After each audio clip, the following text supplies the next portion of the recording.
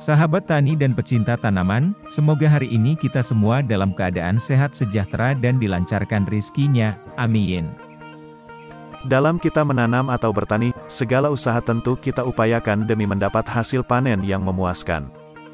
Dan harapan kita, tentu ingin pengeluaran modal dalam menanam tetap irit. Salah satunya, pada beberapa video yang lalu sudah kita ulas tentang Biosaka secara lengkap untuk mengurangi biaya dalam bertani.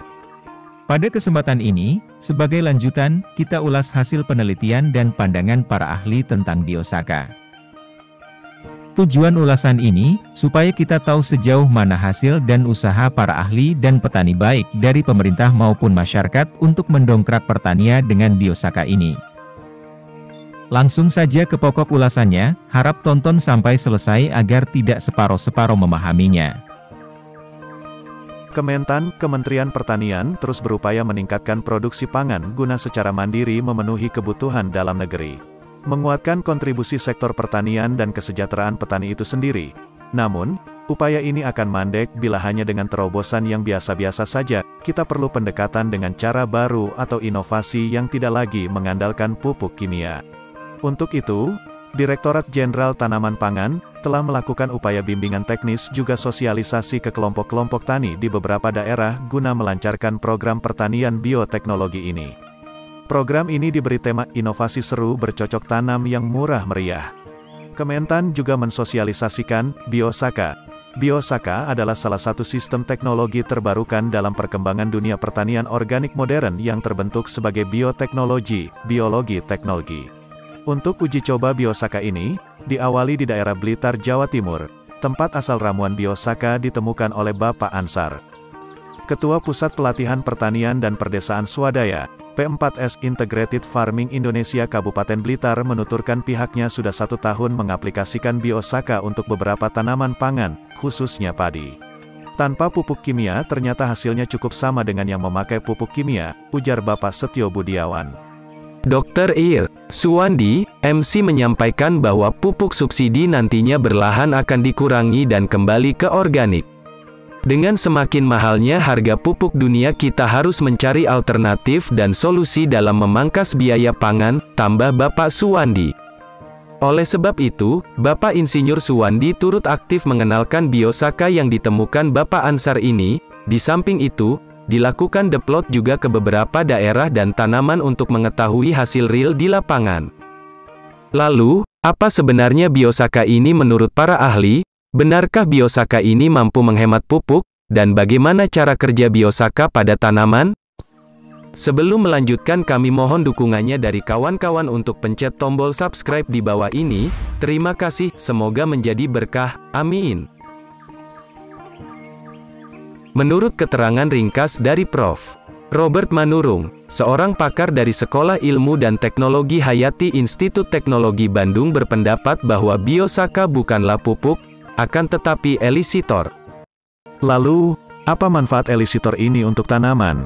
Manfaat elisitor untuk tanaman yaitu, elisitor mengandung senyawa kimia yang dapat memicu respon fisiologi, morfologi dan akumulasi fitoeleksin, meningkatkan aktivasi dan ekspresi gen yang terkait dengan biosintesis metabolis sekunder. Elisitor dapat menginduksi resistensi tumbuhan. Profesor Robert mengungkapkan elisitor intinya memberikan signal pada tanaman dan si tanaman tersebut melakukan reaksi di tubuhnya memunculkan sel-sel hebat dan hormon-hormon yang bagus buat pertumbuhan. Bapak Muhammad Ansar, sebagai penggagas Biosaka menjabarkan Biosaka mulai melakukan pendampingan di wilayah Kabupaten Blitar sejak pertengahan tahun 2019 sampai dengan sekarang yang dimulai dari beberapa petani di wilayah Kecamatan Wates. Dalam perkembangannya, beberapa tahun pendampingan melalui sistem getuk tular dan dibantu oleh petugas pertanian lapangan dan pihak terkait Biosaka hari ini sudah mulai diuji coba pada skala luas di hampir setiap kecamatan wilayah Kabupaten Blitar. Bapak Ansar mengungkapkan, kelebihan Biosaka ini adalah efektivitas kinerja yang baik. Reaksi Biosaka dapat dilihat dalam waktu 24 jam setelah aplikasi dan dapat digunakan pada seluruh fase tanaman. Mulai dari benih sampai panen. Proses produksinya pun sangat cepat karena tidak menggunakan metode fermentasi, jelasnya. Bapak Ansar menjelaskan, selain itu, Cara penggunaannya mudah dan penggunaan dosis hanya sedikit. Cukup 40 ml dicampur 15 liter air untuk satu kali penyemprotan untuk luasan 1000 meter persegi, atau 400 ml untuk 1 hektare tanaman padi. Penyemprotan dari mulai tanam sampai panen dilakukan sekitar 7 kali. Dan yang lebih penting, penggunaan Biosaka dapat mengurangi penggunaan pupuk kimia sehingga jauh menghemat biaya produksi, tambah Bapak Ansar. Untuk kawan-kawan yang tertarik ingin praktek membuat Biosaka, silahkan klik link di atas atau lihat linknya di deskripsi. Untuk menindaklanjuti Biosaka sebagai salah satu sistem teknologi terbarukan dalam perkembangan dunia pertanian, melalui Dirjen Kementerian Pertanian Republik Indonesia, menggelar demplot uji bahan alami, di Desa Getas Kecamatan Cepu, Kabupaten Blora. Dalam kegiatan ini dihadiri oleh Dirjen Tanaman Pangan Kementerian Pertanian Dr. Insinyur Suwandi M.Si. Profesor Dr. Robert Manurung dari ITB, Profesor Dr. Iswandi Anas Caniago dari IPB, Dr. Atris Suyanto Hadi, STP, MT dari UGM, Kepala Dinas Pertanian dan Pangan Kabupaten Blitar, serta para petani dari Desa Getas. Mengupas tuntas Biosaka berbahan alami ini, Kementan juga menggelar webinar bimbingan teknis, BIMTEK. Propaktani pembuatan Biosaka sekaligus demplot di Balai Besar Peramalan Organisme Pengganggu Tumbuhan, BBPOPT, Jatisari, Karawang. BIMTEK ini dihadiri langsung oleh Menteri Pertanian Syahrul Yassin Limpo, Dirjen Tanaman Pangan Suwandi, Profesor Robert Manurung, Profesor Iswandi Anas, Muhammad Ansar penggagas Biosaka, serta Dr. Rahmat dari Direktorat Serealia memberikan pengalaman dan penjelasan dari aspek ilmiah apa itu Biosaka. Dalam hal ini, Mentan mengapresiasi dan menyambut baik inovasi Biosaka ini demi masa depan pertanian yang lebih baik dan berkelanjutan. Mentan juga menegaskan, pihaknya harus terus mengawal dan menuntaskan masalah pertanian termasuk mendukung inovasi-inovasi baru yang dapat meningkatkan produksi dan meningkatkan kesejahteraan petani. Saya ucapkan terima kasih atas keterlibatan banyak pihak. Butuh tangan bersama, karena pertanian tidak bisa berjalan sendiri. Dan masalah pupuk merupakan salah satu masalah yang harus kita pecahkan bersama, tegas Mentan. Direktur Jenderal Tanaman Pangan Insinyur Suwandi menambahkan, penggunaan bahan organik memiliki manfaat yang banyak yaitu dapat menekan biaya produksi. Juga dapat mengurangi hama penyakit sehingga hasil panen lebih bagus, tanah menjadi lebih subur, harga hasil panen menjadi bagus, dan membuat petani mendapat untung yang besar. Dengan mahalnya harga pupuk dunia, saat ini menjadi momentum untuk petani beralih ke produk-produk yang tersedia di alam, murah dan bisa dibuat sendiri seperti pupuk kompos, pupuk organik cair, kascing, Biosaka, dan inovasi lainnya. Tentunya ini harus dibuktikan dan ditindaklanjuti secara ilmiah, sehingga perlu dilakukan demplot seperti yang sedang dilaksanakan di BBPOPT Jatisari Demplot Biosaka yang dikawal oleh para ahli dan akademisi, tegas Insinyur Suwandi. Kita akan lihat efektivitas dari penggunaan Biosaka nantinya masyarakat bisa menilai sendiri, imbuh beliau. Sementara itu, penjelasan Profesor Iswandi Anas, Guru Besar IPB, tanaman dapat tumbuh sehat, kuat, produksi tinggi, vigor kuat, tahan serangan hama penyakit hanya pada tanah yang sehat. Tanah yang sehat itu memiliki sifat kimia, fisik dan biologi yang baik dan tidak ada senyawa beracun. Kita masih harus sama-sama berjuang agar sistem pertanian berkelanjutan di Indonesia bisa terwujud.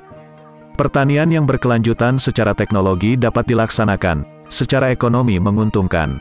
Secara sosial dapat diterima masyarakat dan tanpa menimbulkan kerusakan lingkungan. Langkah yang harus dilakukan adalah gunakan pupuk organik dan hayati. Kurangi takaran pupuk kimia, pestisida dengan bijak dan eco-farming, jelasnya. Profesor Suwandi juga menjelaskan, pupuk utama itu adalah pupuk organik, sedangkan pupuk sintetis itu adalah pupuk tambahan. Pupuk organik dapat memperbaiki hampir semua sifat tanah, fisik, kimia, biologi tanah. Mengandung semua unsur hama esensial 13/16, dapat dibuat sendiri oleh petani di lokasi dan mengurangi ketergantungan petani terhadap pupuk kimia. Yang kurang dalam pupuk organik adalah NPK yang bisa ditambahkan sebagai pelengkap penting, ungkap beliau. Sedangkan Dr. Rahmat dari Direktorat Serealia Kementan berpendapat, Biosaka berbahan alami yang diperoleh dari tanaman sehat sekitar. Budidaya padi dan kedelai sudah menunjukkan hasil yang sangat menjanjikan pada daya tahan tanaman terhadap stres serta peningkatan produktivitas lahan padi dan kedelai. Beliau juga menambahkan pemanfaatan biosaka sebagai bahan elixir di Indonesia relatif masih baru dan masih perlu terus diuji dan dikembangkan di masa depan di berbagai daerah dengan kondisi dan karakteristik lahan berbeda. Bapak Muhammad Ansar, selaku penggagas biosaka mengatakan, produknya berasal dari rumput-rumputan, ilalang atau tanaman apapun yang ada di sekitar lahan sawah ataupun tegalan asalkan dalam kondisi sehat. Proses pembuatan biosaka harus secara manual diremas-remas, tidak dapat menggunakan alat seperti blender atau sejenisnya. Saya yakin biosaka yang dibuat bisa menghilangkan ketergantungan para petani dari pupuk bersubsidi atau kimia dan sudah terbukti biaya produksi jadi hemat sekitar 3 juta, tutur Bapak Ansar. Bagaimana kawan-kawan? Tertarik membuat biosaka? Tuliskan pendapat, kritik dan saran atau pertanyaan di kolom komentar, mari kita diskusi bersama. Mohon untuk terus mendukung channel ini dengan like dan subscribe, bersama kita bangun channel ini agar berkembang, dan menjadi wadah kita saling berbagi, diskusi dan silaturahmi. Terima kasih, semoga menjadi keberkahan, amin. Salam sehat sejahtera untuk kita semua. Tetap semangat, hijaukan bumi.